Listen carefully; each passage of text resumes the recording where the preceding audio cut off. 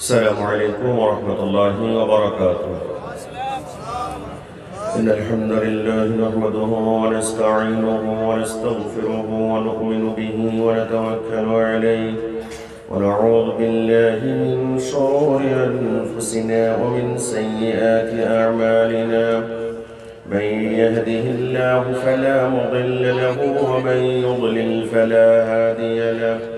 أشهد أن لا إله إلا الله وحده لا شريك له ولا وزير له ولا نظير له ولا ضد له ولا ند له ولا مثل له ولا مثال له ولا مثيل له ولا شبه له ولا شبيه له. الله كان ولا مكان وهو الآن على ما عليه كان. ثم خلق العرش إظهارا لقدرته لا مكانا لذاته واستوى عليه من غير أن يكون له حاجة إليه واستقرار عليه. والله الصمد لم يلد ولم يولد ولم يكن له كفوا أحد. نشهد أن سيدنا وسندنا وحبيبنا وطبيب قلوبنا ومولانا محمدا عبده ورسوله صلى الله عليه وعلى آله الطيبين وأصحابه الطاهرين وعلى أولياء أمته ومن تبعهم بإحسان إلى يوم الدين. رضوان الله تعالى عليهم أجمعين. أما بعد، فقد قال الله تعالى في كلامه المجيد وفي كتابه القديم: أعوذ بالله من الشيطان الرجيم. بسم الله الرحمن الرحيم. إن الذين آمنوا وعملوا الصالحات كانت لهم جنات الفردوس نزلا. وقال رسول الله صلى الله عليه وآله وسلم: أتدرون من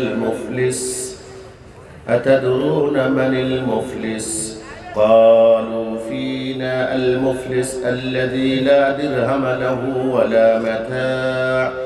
قال: إنما المفلس الذي يأتي يوم القيامة بصلاة وصيام وزكاة ويأتي شتم هذا وقذف هذا إلى الآخر.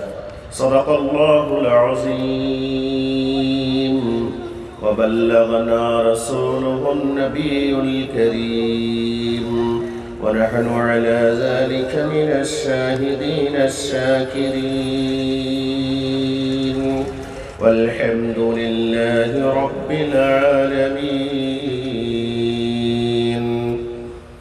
وقال تعالى في شان حبيبه صلى الله عليه وآله وسلم مخبرا وآمرا: إن الله وملائكته يصلون على النبي يا أيها الذين آمنوا صلوا عليه وسلموا تسليما.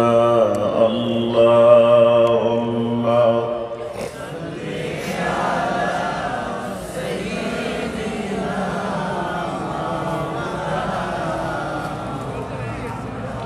وعلى آل سيدنا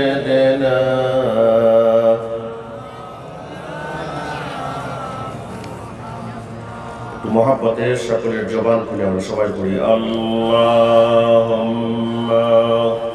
সাল্লি আলা মাওলানা মুহাম্মাদ ওয়া আলা আলিহি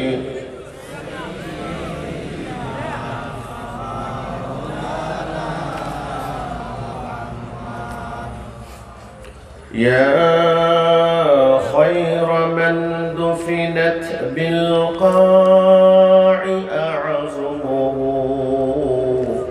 فطاب من طيبهن القاع والأكموف نفس الفداء لقبر أنت ساكنه فيه العفاف وفيه الجود والكرم اللهم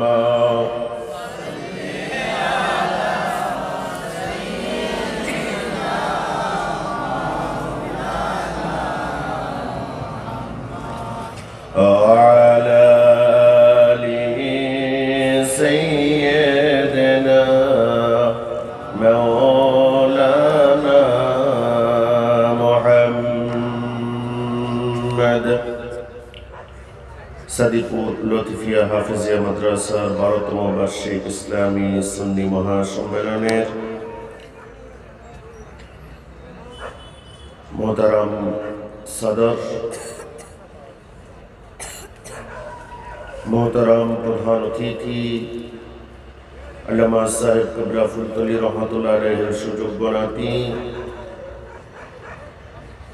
ঢাকা বিশ্ববিদ্যালয়ের আরবি বিভাগের সম্মানিত সহকারী অধ্যাপক আলহাজ হযরত মাওলানা ডক্টর আহমদ হাসান চৌধুরী সাহেব মুদ্দাজিল্লুহুল আলী, হযরতে উলামায়ে কেরাম, ফুজালায়ে আযম, সকল শ্রেণীর সম্মানিত উপস্থিতি, আল্লাহ তাআলার দরবারে শুকরিয়া আদায় করছি যিনি আমাদেরকে এই গভীর রাত পর্যন্ত এই রহমতি বরকতি সামিয়ানার নিচে বসে থাকবার সুযোগ দান করেছেন। এজন্য আসুন সেই রব্বে করিমের শিখানোগুলি উড়িয়ে সমস্বরে সমবেত কণ্ঠে কালিমাতুশ শুকর আদায় করি আলহামদুলিল্লাহ। অসংখ্য গণিত দরুদ সালাম আকা মাওলা তাজদার মদিনা দুলাল আমিনা রাহমাতুল লিল আলামিন শফিউল মুজনিবিন হুজুর আকরাম নূর মুজাসসাম সাইয়্যিদুনা মুহাম্মদুর রাসূলুল্লাহ সাল্লাল্লাহু আলাইহি ওয়া আলিহি ওয়া সাল্লাম। সম্মানিত উপস্থিতি, দীর্ঘ সময় সেই দুপুর থেকে শুরু করে নিয়ে পর্যন্ত আলোচনা চলছে। বিশেষ করে মোহতারাম প্রধান অতিথির গুরুত্বপূর্ণ, সংক্ষিপ্ত হলেও অতি গুরুত্বপূর্ণ নসিহত শেষ হয়েছে। আর মনে করি নতুন করে কোনো নসিহতের প্রয়োজন নেই। তবে যেহেতু বসেছি, আপনারা বসিয়েছেন, অতি সংক্ষিপ্ত আকারে সামান্য কিছু আলোচনা রেখে শেষ করবো ইনশাআল্লাহ। আমার পরে আলোচক তারা আছেন নাকি? আমার পাশে আছেন না ইনশাআল্লাহ। আমার পরের আলোচকরা ওনারা আপনাদেরকে দীর্ঘ আলোচনা করে শোনাবেন। মধ্যখানে আমি একেবারে খুবই স্বল্প সময় আমার বিষয় নিয়ে আমি কথা বলবার চেষ্টা করব। আসুন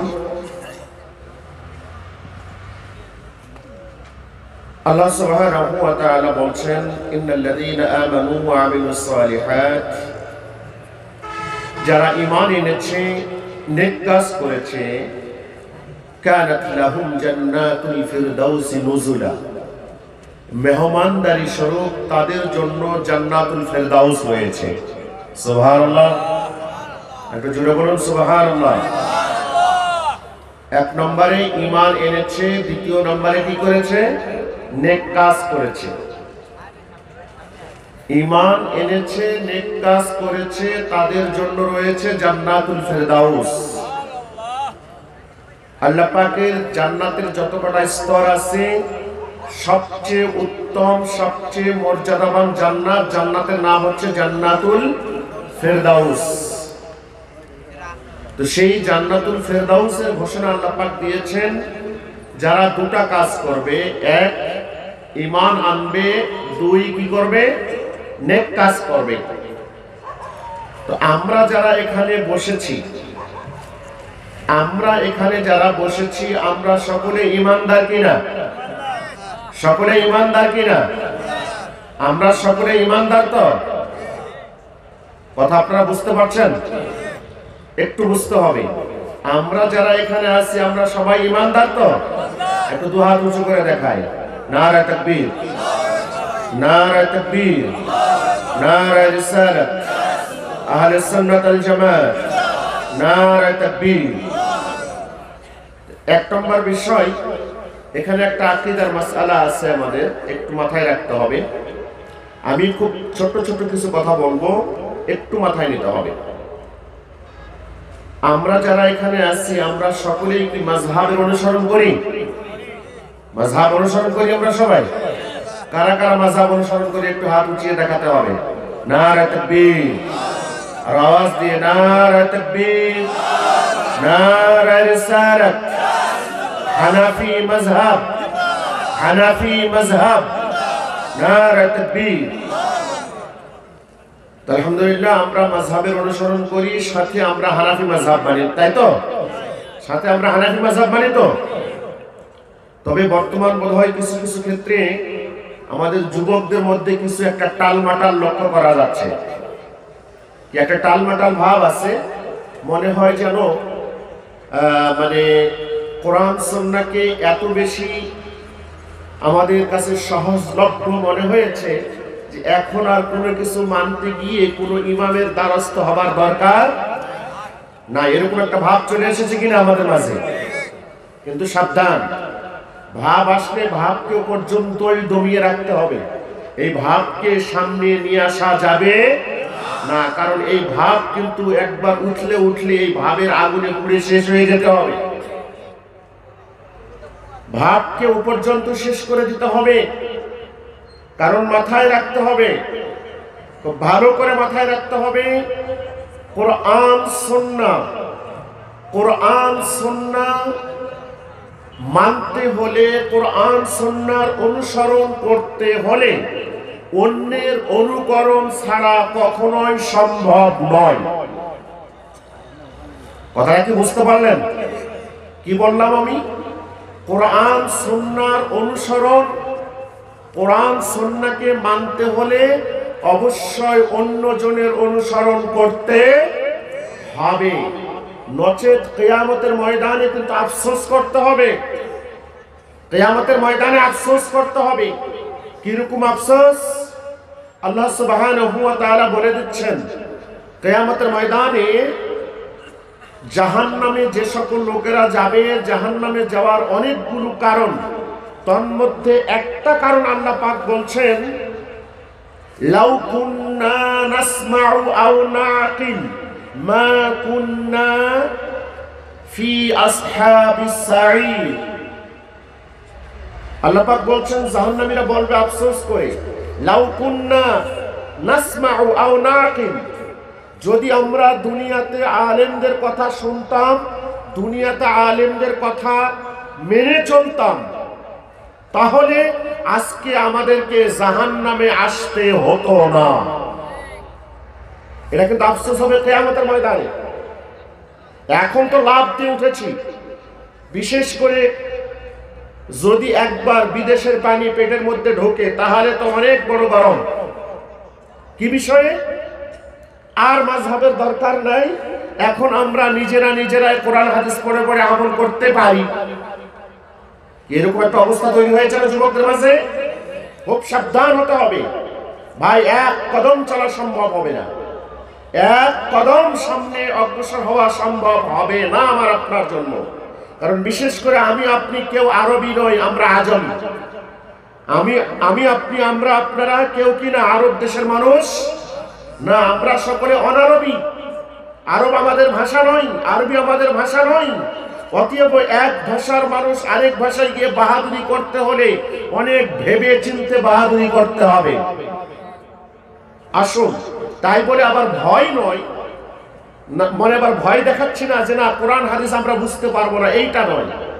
কোরআন হাদিস মুখস্থ করা, কোরআন সুন্নাহ রপ্ত করা, আর কোরআন সুন্নাহ রপ্ত করে সেখান থেকে মাসআলা চয়ন করে সেইটার উপরে চলাচল করা সম্পূর্ণ আলাদা বিষয়, সম্পূর্ণ আলাদা বিষয়। আসুন, কথাগুলি আপনারা বুঝতে পারছিলেন? লক্ষ্য রাখতে হবে, আমি আপনি যত যা কিছু হই না কেন, খোদ সালেহ আল উসাইমিন যারা বাইরের দেশে থাকেন বা যারা একটু লেখাপড়া করেন, যারা একটু দেখবার চেষ্টা করেন, তারা নামটা জানেন। সৌদি আরবের অনেক বড় মাপের একজন শায়েখ, শেখ সালেহ আল উসাইমিন। যারা সৌদি তারা প্রায় কথায় তার রেফারেন্স ব্যবহার করে থাকেন। শেখ সালেহ আল উসাইমিন বলেছেন, তিনি পর্যন্ত ফতোয়া দিয়েছেন যে যারা আওয়াম, যারা কোরআন সুন্নাহর ব্যাপারে গভীর পাণ্ডিত্য অর্জন করতে পারেনি, তাদের জন্য মাযহাবের অনুসরণ করাটা ফরজ। সুবহানাল্লাহ। আমরা হানাফিরা তো ওয়াজিব বলি, কিন্তু উনি ফরজ বলেছেন। উনি কি বলেছেন? ফরজ বলেছেন। কেন? এছাড়া কোরআন সুন্নাহ মন্থন করে কোরআন সুন্নাহ থেকে মাসআলাগুলো নির্ণয় করে আমার আপনার চলাটা মোটেও সম্ভবপর হবে না। কারণ এক একটা বিষয়ে নবী আকরাম সাল্লাল্লাহু আলাইহি ওয়া আলিহি ওয়াসাল্লাম থেকে এত সংখ্যক সহিহ হাদিস বর্ণিত হয়েছে, যখন একটা বিষয় আমার আপনার কাছে পরস্পর বিরোধী, বাহ্যত পরস্পর বিরোধী, বাহ্যত পরস্পর বিরোধী, মূলত বিরোধী নয়। কারণ আল্লাহ তাআলার কথা এবং নবীজির কথা একটার সাথে আরেকটা সাংঘর্ষিক হতে পারে না, কিন্তু আমাদের কাছে সাংঘর্ষিক মনে হতে পারে। উদাহরণস্বরূপ, ভালো করে বুঝুন, আপনার পেটে অসুখ দেখা দিয়েছে, পেটের পীড়ে হয়েছে আপনার, পাশে কোনো ডাক্তারের কাছে গেলেন, ভালো ডাক্তার, বা ধরুন আপনি সিলেটে চলে গেলেন কোনো একজন নামি দামি ডাক্তারের কাছে, উনি আপনাকে প্রেসক্রিপশন করে দিলেন এবং বললেন এই প্রেসক্রিপশন অনুযায়ী আপনি 7 দিন ঔষধ খাবেন, 7 দিন পরে আবার আপনি আমার সঙ্গে দেখা করবেন। এরকম ঘটনা ঘটে তো নাকি? 7 দিন পরে আপনি যখন ওই ডক্টরের কাছে আবার গেলেন, ডক্টর প্রেসক্রিপশন হয়তোবা পুরো পরিবর্তন করে দিবেন অথবা কিছুটা পরিবর্তন করে দেন উনি, তাই তো? 7 দিন আগে একই রোগী যে প্রেসক্রিপশন তিনি করে দিয়েছিলেন, 7 দিন পরে যাওয়ার কারণে প্রেসক্রিপশনের মধ্যে রদবদল হয়েছে। এখন আপনি যদি রোগী হিসাবে আপনার মাথায় বিষয়টাকে নিয়ে একটু চিন্তা করেন, একই রোগী আমি, অন্য কেউ না, 7 দিন আগে আসলাম যে ডক্টরের কাছে, তিনি এক প্রেসক্রিপশন দিলেন, এক ঔষধ দিলেন, 7 দিন পরে ওই রোগী আমি মানুষও পরিবর্তন হয়নি, অথচ এবারে এসে এই ঔষধগুলিকে সম্পূর্ণ নিষেধ করে দিয়ে নতুন কিছু ঔষধ দিলেন। মনে হয় ডক্টরের মাথা নষ্ট হয়ে গেছে। কথা বলে বোঝেন না আপনারা? কথা বুঝলে একটু হানা বলতে হবে। এই চিন্তা যদি আমি আপনি করি, তাহলে আদতে ডক্টরের মাথা নষ্ট হয়েছে নাকি পেশেন্টের মাথা নষ্ট হয়েছে? কার মাথা নষ্ট হয়েছে? ডক্টরের মাথা নষ্ট হয়নি, হয়েছে পেশেন্টের মাথা নষ্ট। কারণ ডাক্তার ভালো করে জানেন যে পেশেন্টের 7 দিন আগে তার রোগের অবস্থা কি ছিল, তার রোগ নিরাময়ের ক্ষমতা তার শরীরে কতটুকু ছিল, এখন কতটুকু আছে না আছে, সেইটা জানবার কারণেই তিনি ঔষধের কি করেছেন? পরিবর্তন করেছেন। রোগী একই, ডাক্তারও এক, শুধুমাত্র অবস্থা চেঞ্জের কারণে কি হয়ে গেল? ঔষধ কি হয়ে গেল? ঠিক রাসূল আকরাম সাল্লাল্লাহু আলাইহি ওয়া আলিহি ওয়াসাল্লামের কাছে একজন সাহাবীকে আরজ করছেন, ইয়া রাসূলুল্লাহ সাল্লাল্লাহু আলাইহি ওয়াসাল্লাম, আইয়ুল আ'মালি আফদাল, নবী গো দুনিয়াতে সবচেয়ে উত্তম কর্ম কোনটা, সবচেয়ে উত্তম আমল কোনটা? নবীজি সাহাবীকে জবাব দিচ্ছেন, as-salatu liwaqtiha, সময় মতো নামাজ আদায় করা। জোরে বলুন না সুবহানাল্লাহ। ঠিক কিছুক্ষণ পরে আরেকজন সাহাবীকে জিজ্ঞাসা করছেন, ইয়া রাসূলুল্লাহ সাল্লাল্লাহু আলাইহি ওয়াসাল্লাম, আইয়ুল আ'মালি আফদাল, নবী গো সবচেয়ে উত্তম আমল কোনটা?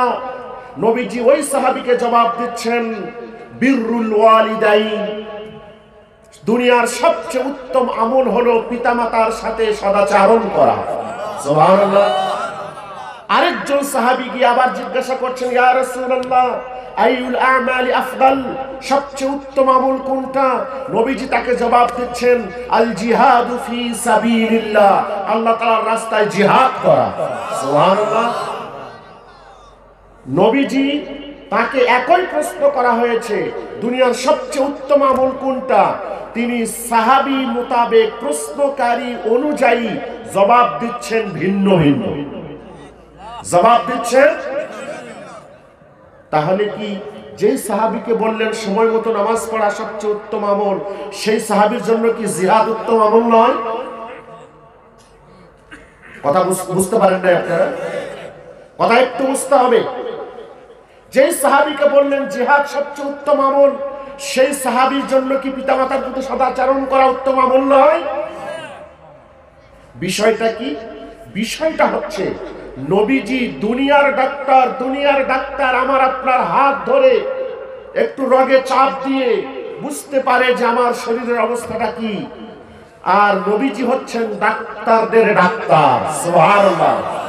তিনি শুধু জিসমানি ডাক্তার না, তিনি হচ্ছেন রূহানি ডাক্তার।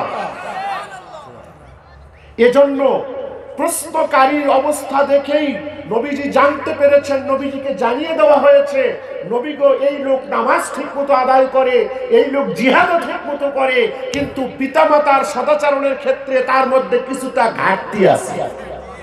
সুবহানাল্লাহ, সুবহানাল্লাহ। এজন্য নবীজি তার জন্য কি ঔষধ দিলেন?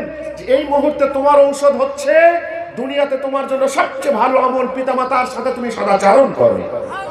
আরেক সাহাবী পিতামাতার সাথে সদাচরণ করেন, জিহাদ ঠিক মতো করেন, কিন্তু নামাজ আদায়ের ক্ষেত্রে কি আছে? ঘাপলা আছে। নামাজ আদায়ের ক্ষেত্রে সময় বেসময় হয়ে যায়। জোহরটা আসরে চলে যায়, আসরটা মাগরিবে চলে যায়, হয়তোবা কোনোদিন মাগরিব হয় না, এশার পরে পরের দিন হয়। এজন্য নবীজি কি বলছেন? যে না, তোমার জন্য সবচেয়ে উত্তম আমল হচ্ছে সময় মতো নামাজ আদায় করা। ইন্নাস সালাতা কানাত আলাল মুমিনিনা কিতাবাম মাওকুতা। কথা কি বোঝা যাচ্ছে? তো যেটা বলছিলাম, তাহলে কোরআন সুন্নাহ বাহ্যত আমাদের কাছে পরস্পর বিরোধী মনে হতে পারে, কিন্তু মূলত কখনোই বিরোধী নয়, কখনোই বিরোধী নয়। আমার আপনার জ্ঞানের স্বল্পতার কারণে বিরোধী মনে হতে পারে। এজন্য কোরআন সুন্নাহকে বুঝতে হলে যারা কোরআন সুন্নাহর পিছনে সারা জিন্দেগি ব্যয় করেছেন, সারা জিন্দেগি ব্যয় করে যারা কোরআন সুন্নাহ মন্থন করে আমাদের জন্য মাসাইলের ভান্ডারগুলো তৈরি করে দিয়েছেন, আজকে যদি আপনাকে জিজ্ঞাসা করি নামাজের কয়েকটা মাসালা জবাব দিতে গিয়ে বছর শেষ হয়ে যাবে, কিন্তু জবাব দেওয়া সম্ভব হয়ে উঠবে না। অথচ আমাদের মাযহাবের ইমামে আযম আবু হানিফা রাহমাতুল্লাহি আলাইহি তার সারাটি জিন্দেগি ব্যয় করে আমার আপনার জন্য সেই আমলে ৮৩,০০০ মাসআলা নির্ণয় করে রেখে গেছেন। কত হাজার? ৮৩,০০০ মাসআলা নির্ণয় করে রেখে গেছেন। তো এইরকম সময় দিয়ে কয়জন কাজটা করতে পেরেছেন?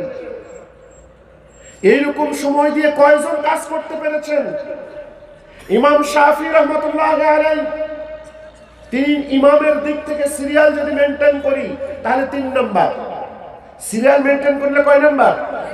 ১ নম্বরে মাযহাবে আমাদের মাযহাবের ইমাম আযম, ২ নম্বর ইমাম মালিক, 3 নম্বরে ইমাম শাফি, আর 4 নম্বরে হচ্ছেন ইমাম আহমদ ইবনে হাম্বল রাহমাতুল্লাহি আলাইহি আজমাইন। তো ইমাম শাফি রাহমাতুল্লাহি আলাইহি, কি আপনাদের কষ্ট হচ্ছে? কথাগুলো বুঝবার চেষ্টা করছেন তো? কথাগুলো কেন বলছি? কথার প্রসঙ্গে চলে এসেছে, আর বর্তমান সময়ে আমাদের জন্য প্রয়োজন আছে তো এটা।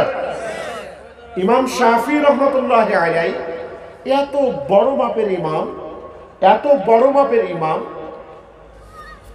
তাকে জিজ্ঞাসা করা হচ্ছে যে আমি একটু কোরআনে কারীম থেকে ফিকহ শিখতে চাই, আমি নবীজির হাদিসের ফিকহ শিখতে চাই। ফিকহ কিন্তু আলাদা কোনো বিষয় নয়। আমাদের সমাজে একটা ভুল প্রচারণা চালানো হচ্ছে বর্তমান সময়ে। যেমন গত কয়েকদিন আগে ফেসবুকে একজন শায়েখ, নাম নিচ্ছি না, আল্লাহ মাফ করুক, তিনি একটা মাসালা বয়ান করছেন হাদিস থেকে। একটা হাদিস বললেন, ভালো করে বুঝবেন, একটা হাদিস বললেন, নবীজি বলেছেন যে, এটা বুখারী মুসলিম থেকে দুনিয়ার সকল কিতাবের হাদিস, ইযা উকিমাতিস সালাতু ফালা সালাতা ইল্লাল মাকতুবা, ইযা উকিমাতিস সালাতু ফালা সালাতা ইল্লাল মাকতুবা, যখন নামাজের জন্য ইকামত দেওয়া হবে তখন ফরজ নামাজ ছাড়া আর কোনো নামাজ আদায় করা যাবে না। এই কথা বলে এখন প্রসঙ্গক্রমে চলে এসেছে, তাহলে তো আমরা যারা হানাফি আছি, আমরা ফজরের নামাজের ইকামত হইলেও সুন্নত আদায় করি কিনা? কথা বোঝেন নাই? এবং আমরা ছোটকাল থেকে মাসালা শুনে এসেছি, ফজরের নামাজের যদি ইকামত হয়েও যায়, তাহলে আমি যদি নিশ্চিত হতে পারি যে দ্বিতীয় রাকাতে রুকু পর্যন্ত পাবো, তাহলেও মসজিদের কোনায় আমাকে কি করতে হবে? 2 রাকাত সুন্নাত আদায় করতে হবে। তো ওই শায়েখরা বলছেন না, নবীজির সরাসরি হাদিস, ইকামত হয়ে গেলে আর কোনো সুন্নাত আদায় করা যাবে না। চেহারা দেখে আমি বুঝলাম তিনি কওমি মাদ্রাসার কোনো আলেম হবেন। তিনি এখন বলছেন, শায়েখ আমার এখানে একটা কথা আছে, কি? আমি অমুক একটা মাসালা অমুক ফিকহের কিতাবে পড়েছিলাম। ওই শায়েখ এখন বলছেন, আমি বলছি নবীজির হাদিস আর আপনি ফিকহ বাদ দেন, পারলে হাদিস দেন। ভয়ানক কথা, মারাত্মক কথা। ফিকহ বাদ দেন মানে ফিকহ কি কোরআন সুন্নাহর বাইরে? কিন্তু তারা আজকে ফিকহকে দাঁড় করিয়েছে কোরআন সুন্নাহর বাইরে। আজকে ফিকহ নামটা শুনলে যেন গা জ্বলে ওঠে, ফিকহ নামটা শুনলে যেন মাথা গরম হয়ে যায়। কিন্তু মনে রাখবেন, ফিকহ কোরআন সুন্নাহর বাইরে নয়, ফিকহ কোরআন সুন্নাহর বাইরে নয়। ফিকহ মানে কোরআন সুন্নাহর সার নির্যাস। সুবহানাল্লাহ। ফিকহ মানে কি? কোরআন সুন্নাহর সার নির্যাস। কোরআন সুন্নাহর মূল বক্তব্যটাই ফিকহতে চলে এসেছে।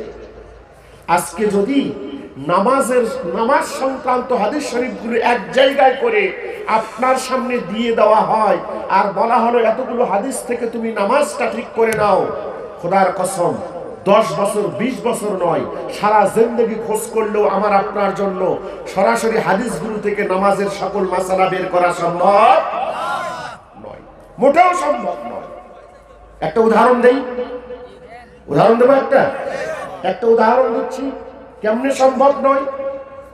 আপনি একটা হাদিস পড়লেন, ধরুন বুখারী মুসলিম, আমি বাইরে যাচ্ছি না, ধরুন বুখারী মুসলিম, আপনি একটা হাদিস পড়লেন, নবীজি বলেছেন লা সালাতা ইল্লা বিফাতিহাতিল কিতাব। আমাদের পরিচিত হাদিস কিনা? মানে সূরা ফাতিহা ছাড়া নামাজ, সূরা ফাতিহা ছাড়া নামাজ। বুখারীতে আপনি হাদিস পেয়ে গেলেন, বা হাদিসের শব্দ কম বেশি আছে, লা সালাতা লিমান লাম ইয়াকরা বিফাতিহাতিল কিতাব, এরকম ভাবে হাদিসের শব্দ কম বেশি, অর্থ একই, সূরা ফাতিহা ছাড়া নামাজ নাই। সেই বুখারী আপনি কয় পৃষ্ঠা উল্টান, সেখানে আরেকটা হাদিস পাবেন। কি হাদিস পাবেন? হাদিসটা হচ্ছে আন আবি বাকরাতা আন্নাহু ইনতাহা ইলা নবী সাল্লাল্লাহু আলাইহি ওয়াসাল্লাম ওয়া হুয়া রাকিউন ফারাকা ক্বাবলা আন ইয়াসিলা ইলা সাফ। হযরত আবু বকর, সাহাবীর নাম হযরত আবু বকর, আবু বকর না, হযরত আবু বকর আরেকজন সাহাবী। হযরত আবু বকর রাদিয়াল্লাহু তাআলা আনহু তিনি একদিন নামাজ ধরতে গিয়ে নামাজ ধরার জন্য মসজিদে নববীতে গেলেন, নামাজ আদায় করবেন। ইনতাহা ইলান নবী সাল্লাল্লাহু আলাইহি ওয়াসাল্লাম ওয়া হুয়া রাকিউন। তিনি যখন মসজিদে ঢুকে পড়েছেন তখন নবীজি রুকুতে ছিলেন। কোথায় ছিলেন? ভালো করে বুঝুন, আগেরটাও বুখারীর হাদিস, এখন যেটা বলছি সেটাও বুখারীর হাদিস। তো নবীজি রুকুতে ছিলেন আর হযরত সাহাবী আবু বকর কেবল মসজিদে ঢুকেছেন। এখন ঢুকবার পরে তিনি কি করলেন? ফারাকা ক্বাবলা আন ইয়াসিলা ইলা সাফি। তিনি দেখলেন নবীজি যেহেতু রুকু করছেন, মসজিদে ঢুকে দেখছেন এখনো সামনের কাতার ফাঁকা, পিছনে তিনি এখনো ফাঁকা জায়গা যেতে পারেননি, তিনি এখনো পিছনে রয়ে গেছেন, মসজিদের ভিতরে কিন্তু পিছনে আছেন। তিনি লক্ষ্য করলেন, এটা বুখারীর বর্ণনা বলছি, আর আবু দাউদ শরীফে এটা দীর্ঘ পুরো আলোচনাটা এসেছে। তিনি এখন মনে মনে চিন্তা করছেন, যদি আমি কাতারের ফাঁকা জায়গা পূরণ করতে যাই, ইতিমধ্যে নবীজি কি করবেন? রুকু থেকে উঠে যাবেন, মাথা উঠাবেন, তাহলে আমি নবীজিকে আর রুকুতে পাবো না। এই চিন্তা করে তিনি কি করলেন? ওই কাতারের ফাঁকা জায়গায় না গিয়ে মসজিদের এক জায়গায় দাঁড়িয়ে তিনি রুকুতে চলে গেলেন। সুবহানাল্লাহ। নামাজ শেষ হয়ে গেল।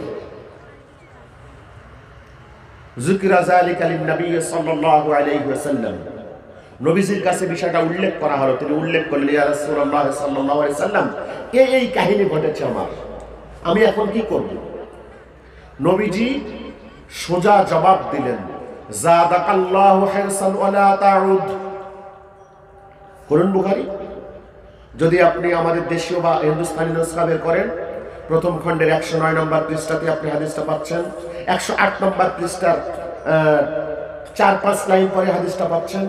নবীজি বলছেন, যাদাকাল্লাহু হিরসান ওয়ালা তাউদ, আল্লাহ পাক তোমার আগ্রহকে আরো বেশি বাড়িয়ে দিক।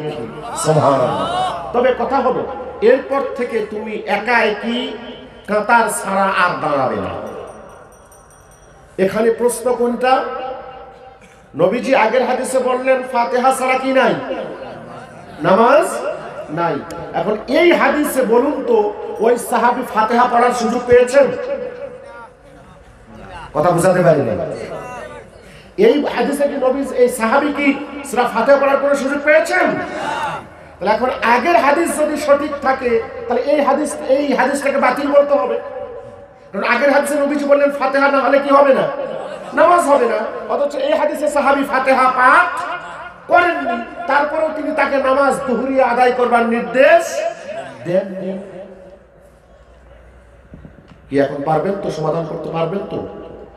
ও যুবক, তুমি আজকে ইউটিউবে শায়েখদের বক্তব্য শুনে লাভ দিয়ে উঠছো, ফয়সালা দিতে পারবা তুমি? এটা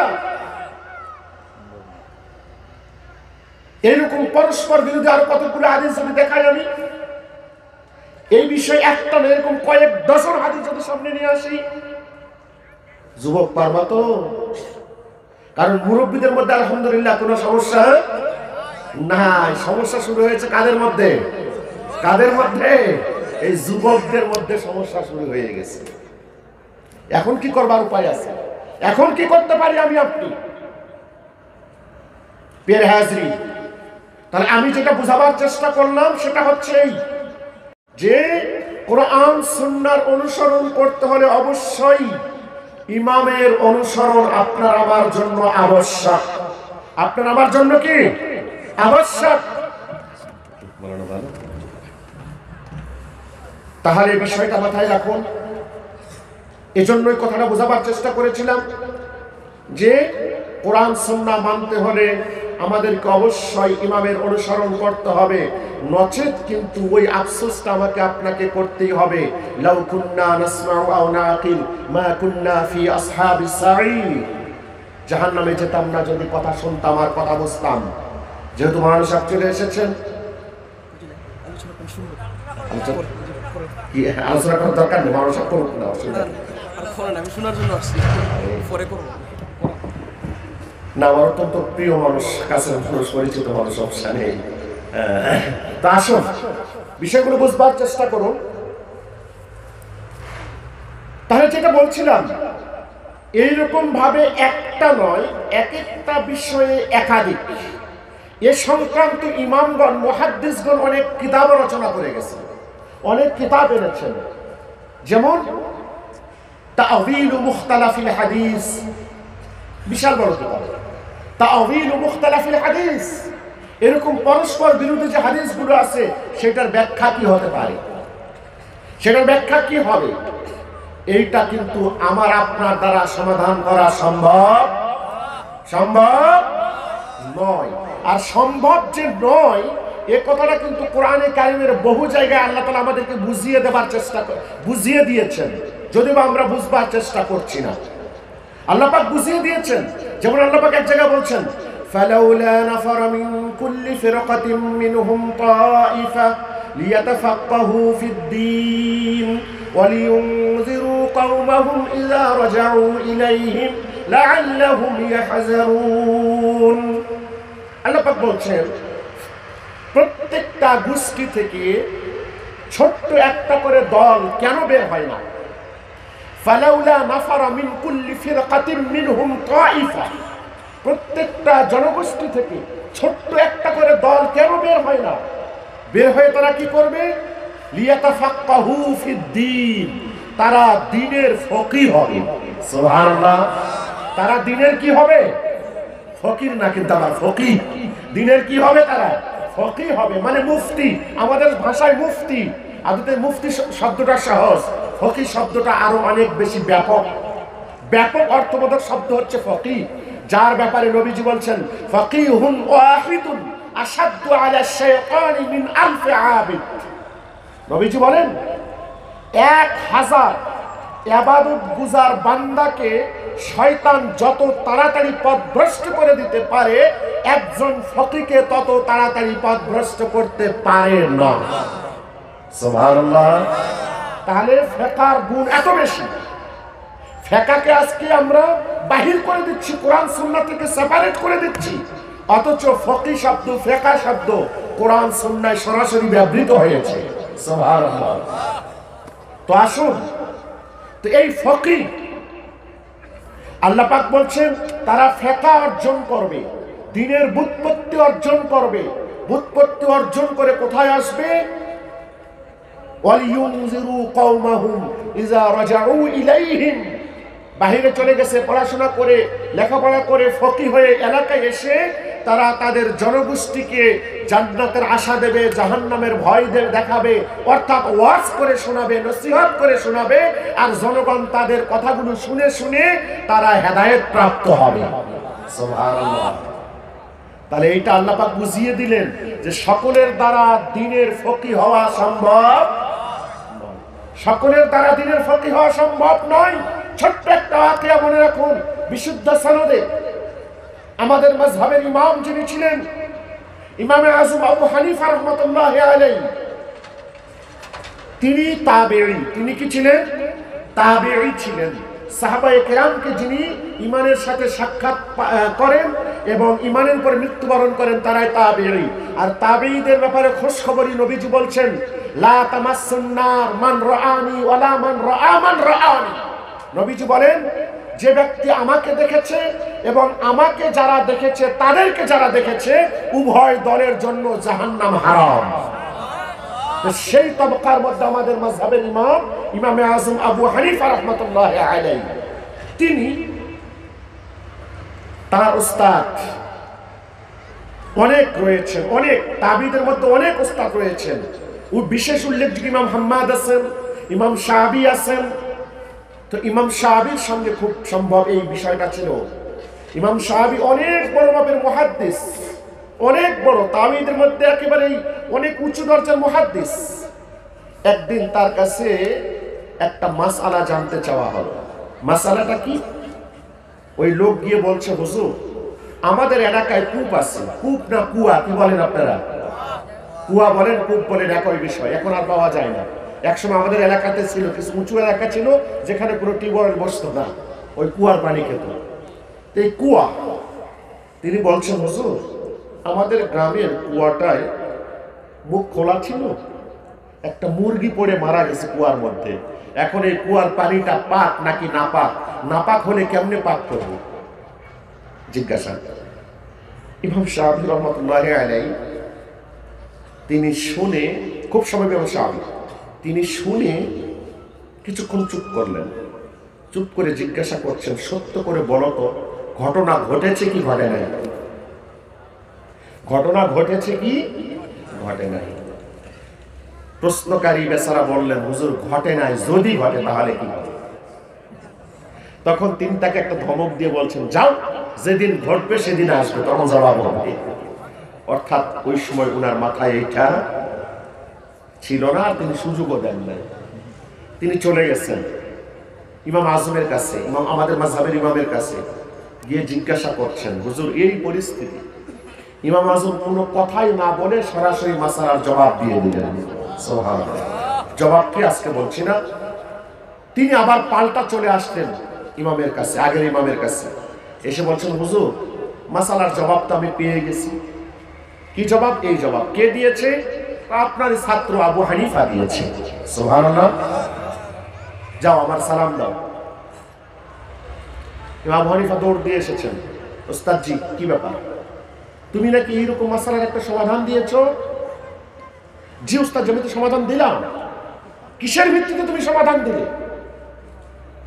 ওস্তাদজি ওই যে অমুক তারিখে, অমুক বছরের, অমুক মাসের, অমুক দিনের, অমুক সময়ে আপনি আমাদেরকে একটা হাদিস শরীফ শিক্ষা দিয়েছিলেন। এই হাদিস শরীফ, আল্লাহু আকবার। জি, তা তো শিক্ষা দিয়েছিলাম। এই হাদিস শরীফ মোতাবেক, এই হাদিসের ফিকহ অনুযায়ী এই মাসালা মিলে যায়। আল্লাহ আল্লাহ। কথাটা শুনবার সাথেই সেই ইমাম সেই দিন বলেছিলেন, ইয়া মাশারাল ফুকাহা আনতুমুল আতিব্বা ওয়া নাহনু সায়াদিলা। লিখে সার্চ দেন, সরাসরি আবার পেয়ে যাবেন। ইয়া মাশারাল ফুকাহা আনতুমুল আতিব্বা ওয়া নাহনু সায়াদিলা। এ ফকির দল শোনো, তোমরা হচ্ছ ডাক্তার আর আমরা মুহাদ্দিসরা হলাম ঔষধের দোকানদার।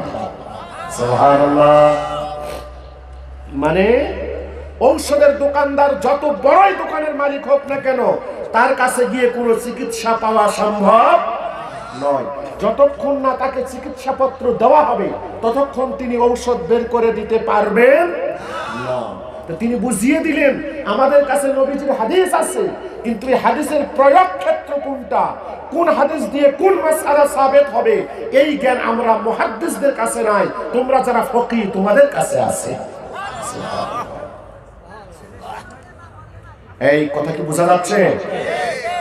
প্রিয় হাজরিন, যদি এর উপরই ফিকহ কি, ইলমে হাদিস আর ইলমে ফিকহ, এই মুওয়াজানা যদি কম্পেয়ার করা হয়, তাহলে আমরা রাতের পর রাত আলোচনা শুনতে পারবো।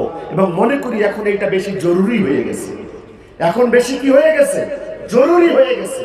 কারণ বর্তমান সময়ে কোরআন সুন্নাহ থেকে জ্ঞান আহরণের নাম দিয়ে শরীয়ত নিয়ে অনেকটাই খেল তামাশা শুরু হয়ে গেছে।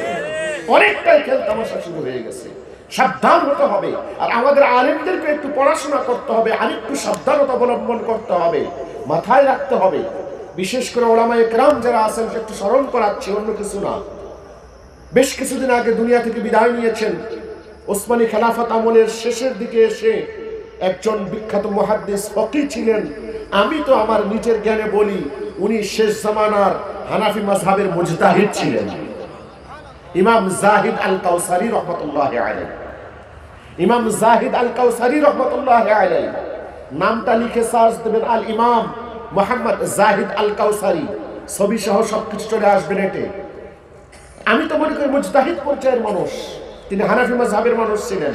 তিনি একটা জায়গায় লিখেছেন, শুনুন, শুধু হানাফি মাযহাবের প্রত্যেকটা মাসালা নয়, আমি বলবো হানাফি, মালিকি, শাফি, হাম্বলি, চারো মাযহাবের প্রত্যেকটা মাসালার সপক্ষে কোরআনে কারীম এবং নবীজির সহিহ সুন্নাহ রয়েছে।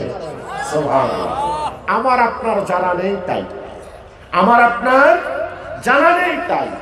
যা হোক, রাত গভীর, 1:45 বেজে গেছে। তারপরে আমার প্রিয় ভাজন মাওলানা চলে এসেছেন। আমি আর কথা বাড়াতে চাচ্ছি না, শুধু আপনাদের সামনে একটা হাদিস শরীফের অংশ বিশেষ আমি পড়েছিলাম। যেটা সহিহ মুসলিমের হাদিস, সেইটার একটু অনুবাদ করে শেষ করে দেব। আসুন, নবীজি জিজ্ঞাসা করছেন আতাদরুনা মাল মুফলিস, অথবা মানিল মুফলিস। ভালো করে শুনতে হবে। ও সাহাবায়ে কেরাম, তোমরা কি জানো নিঃস্ব ব্যক্তিকে, দরিদ্র ব্যক্তিকে, দরিদ্র ব্যক্তির পরিচয় কি তোমরা কি জানো? সাহাবায়ে কেরাম বলছেন আল মুফলিস ফিনা আল্লাযী লা দিরহাম লাহু ওয়ালা মাতা। নবী গো, আমাদের মধ্যে আমরা দরিদ্র, হতদরিদ্র, নিঃস্ব সেই ব্যক্তিকেই বলি যার কোনো টাকা পয়সা নাই, যার কোনো ধন দৌলত নাই। আমরা তাকে দরিদ্র বলি কিনা? নবীজি এখন বলছেন ইন্নামাল মুফলিস আল্লাযী ইয়াতি ইয়াওমাল কিয়ামাতি বিসালাতিন ওয়া সিয়ামিন ওয়া যাকাত। নবীজি বলছেন, শোনো, দরিদ্র ব্যক্তির পরিচয় সে দরিদ্র যে কিয়ামতের ময়দানে উঠবে, এত এত নামাজ আছে, এত এত রোজা আছে, এত এত যাকাত আছে, অনেক আমল আছে, নামাজ আছে, রোজা আছে, যাকাত আছে, সাথে সাথে ওয়ায়াতি কদ শাতামা হাযা, দুনিয়াতে কাউকে গালিগালাজ করেছিল, আও কাযাফা হাযা, দুনিয়াতে কারো উপরে মিথ্যা অপবাদ দিয়েছিল, আও সাফাকা, দুনিয়াতে মারামারি করে হত্যাযজ্ঞ তৈরি করেছিল। এই ব্যক্তি হচ্ছে প্রকৃত হতদরিদ্র। কারণ হলো তার এত নামাজ, এত রোজা, এত হজ, এত যাকাত থাকবার পরে ওই যে দুনিয়াতে কাউকে গালি দিয়েছিল, যাকে গালি দিয়েছিল সে ছিল দুর্বল, আর যে দিয়েছিল সে ছিল সবল। সবল হবার কারণে দুর্বল সবলের উপরে দুনিয়ায় কোনো প্রতিশোধ নিতে পারে নাই। কিয়ামতের ময়দানে রব্বুল আলামিন ওই সবল নামাজওয়ালা, যাকাতওয়ালা, রোজাওয়ালা, হজওয়ালা সবল গালিদাতা ব্যক্তির থেকে যে পরিমাণ সে গালি দিয়েছিল ওই পরিমাণ নেকি আল্লাহ পাক কেটে ওই দুর্বল ব্যক্তিকে দান করবেন। দিতে গিয়ে দেখা গেল তার নেকির ওজন শেষ, কমে গেল। যাকে মিথ্যা অপবাদ দিয়েছিল, মিথ্যা অপবাদ দেবার সময় দুনিয়াতে তার কোনো প্রতিকার হয় নাই, কিয়ামতে তার থেকে আল্লাহ পাক ওই তার কি করবেন? সওয়াবগুলো নিতে থাকবেন। হত্যা করেছিল, সওয়াব নিতে থাকবেন। অন্যায় করেছিল, সওয়াব নিতে থাকবেন। এক পর্যায়ে দেখা যাবে যে অন্যায় যার উপর করেছিল সে ব্যক্তি দাঁড়িয়ে গেছে, কিন্তু তার আর নেকি বলতে কোনো কিছুই নাই। এখন আল্লাহ পাক কি করবেন? যে ব্যক্তির উপরে অন্যায় করা হয়েছিল, মাজলুম, সেই মাজলুম ব্যক্তির গুনাহ ওই পরিমাণ ওই জালেম ব্যক্তির কাঁধে দিয়ে দেওয়া হবে। নাউযুবিল্লাহ বলবেন। এই করতে গিয়ে এখন রোজা, নামাজ, হজ, যাকাত এইটা দিয়ে সে পার হতে পারবে কি আর? পারবে কি আর? এজন্য আল্লাহ পাক বলছেন, আল্লাহ পাকের নবী মুহাম্মদুর রাসূলুল্লাহ সাল্লাল্লাহু আলাইহি ওয়াসাল্লাম বলে দিচ্ছেন ছোট্ট একটা পরিচয়, আল মুসলিম মান সালিমাল মুসলিমুনা মিন লিসানিহি ওয়া ইয়াদিহি। এই পরিচয়টা মাথায় রাখতে হবে। আমি কিন্তু অপ্রাসঙ্গিক কোনো কথা বলছি না, কারণ আল্লাহ পাক বলেছেন যারা ঈমান এনেছে, নেক কাজ করেছে, তাদের জন্য জান্নাতে ফেরদাউস রয়েছে। সুবহানাল্লাহ। তো নামাজও পড়লাম, গালিও দিলাম, নামাজও পড়লাম, পিটানিও দিলাম, নামাজও পড়লাম, অত্যাচারও করলাম। নবীজির এই সহিহ মুসলিমের হাদিস মোতাবেক আমার নামাজ কি কিয়ামতে আর নামাজের অবস্থায় থাকবে? রোজা রোজার অবস্থায় থাকবে? হজ হজের অবস্থায় থাকবে? যাকাত যাকাতের অবস্থায় থাকবে? না না না না, থাকবে না। নবীজি বলছেন সে হলো প্রকৃত হতদরিদ্র, সে হলো প্রকৃত নিঃস্ব। তো আসুন, যদি জান্নাতুল ফেরদাউসের আশা আমি আপনি করে থাকি, তাহলে নবীজির ওই পরিচয়, যার হাতের অন্যায় থেকে মানুষরা বেঁচে থাকবে, যার মুখের অন্যায় থেকে মানুষরা বেঁচে থাকবে, অর্থাৎ আমি নামাজ পড়ব, সাথে আমার জবানটাকে কন্ট্রোল করব। কথা বুঝাতে পারলাম? আমি নামাজ পড়ব, সাথে আমার হাতটাকে আমি কন্ট্রোল করব, নচেত আমার নামাজের সওয়াব পরকালে আমি মোটেও পাবো না। এইটা মাথায় রাখতে হবে, খুব ভালো করে মাথায় রাখতে হবে। ওয়াজ তো শুনছি বছরের পর বছর, জিন্দেগি ভর ওয়াজ শুনলাম, কিন্তু আমার হাত থেকে যদি অন্য মুসলমান নিরাপদ না থাকে, অন্য মুসলমান যদি নিরাপদ না থাকে, মনে রাখবেন জাহান্নামে যাওয়ার জন্য এতগুলো কিছু লাগবে সেইটা নয়। জাহান্নামে যাওয়ার জন্য ছোট্ট একটা পাপই যথেষ্ট। ছোট্ট একটা পাপই কি যথেষ্ট। এজন্য সাবধান, কথা বাড়াচ্ছি না, কারণ এর উপরে আয়াতে কারিমা অসংখ্য রয়েছে, নবীজির হাদিসগুলো রয়েছে, সেদিকে আর না গিয়ে শুধু এতটুকু অনুরোধ করলাম, আমার আপনার জবান, আমার আপনার হাত, অর্থাৎ আমার শরীরকে আমি অপর থেকে কি করতে হবে, আমাকে নিয়ন্ত্রণ করতে হবে, আমার দ্বারা অন্য কেউ যেন অত্যাচারিত। ছোট্ট একটা হাদিস শুনুন তাহলে।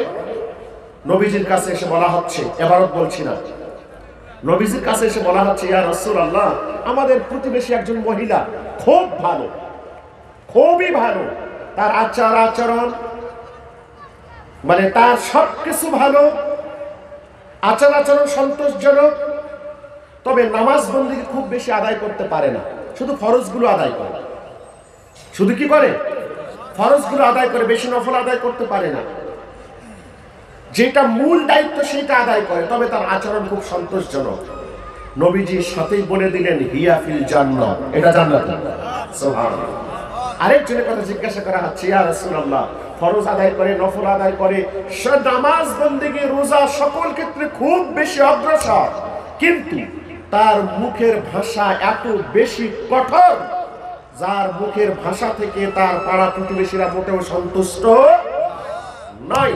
নবীজি সোজা বললেন, হিয়া ফিন্নার, এটা জাহান্নাম। এটা কোথায়? কি সহজ হাদিসটা বোঝা গেল তো? বাস, আর বাড়ানো নয়। কারণ ইন্নাল্লাযীনা আমানু ওয়া আমিলুস সালিহাত কানাত লাহুম জান্নাতুল ফিরদাউস নুজুলা। ঈমানের সাথে আমল, নেক আমল, আর নেক আমলের মধ্যে বড় একটা নেক আমল হচ্ছে আমার হাত থেকে যেন অন্য সকলে নিরাপদ থাকে। এটা অনেক বড় নেক আমল। মনে রাখতে হবে যে যেরকম ভাবে নামাজ আদায় করাটা নেক আমল, ঠিক আমার মাধ্যমে অন্য কেউ যেন অত্যাচারিত না হয়, এইটা আরো বড় নেক আমল। আল্লাহ সুবহানাহু ওয়া তাআলা আমাদের সকলকে নবী আকরাম সাল্লাল্লাহু আলাইহি ওয়া আলিহি ওয়া সাল্লামের কদম পাকের ওসিলায় দুনিয়ার সকল প্রকার অন্যায় অপকর্ম থেকে দূরে থাকবার তৌফিক দান করুন, আমিন। ওয়া আখিরু দাওয়ানা আলহামদুলিল্লাহি রাব্বিল আলামিন ওয়া আসসালামু আলাইকুম ওয়া রাহমাতুল্লাহ।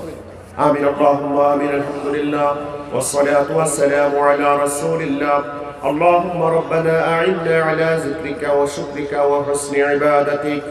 اللهم زدنا ولا تنقصنا، واعطنا ولا تحرمنا، اللهم أكرمنا ولا تهنا، اللهم ارحم موتانا وموتى المسلمين، اللهم ارحم موتانا وموتى المسلمين، واجعل قبورهم رياضا من رياض الجنة، ولا تجعل قبورهم حفرا من حفر النار.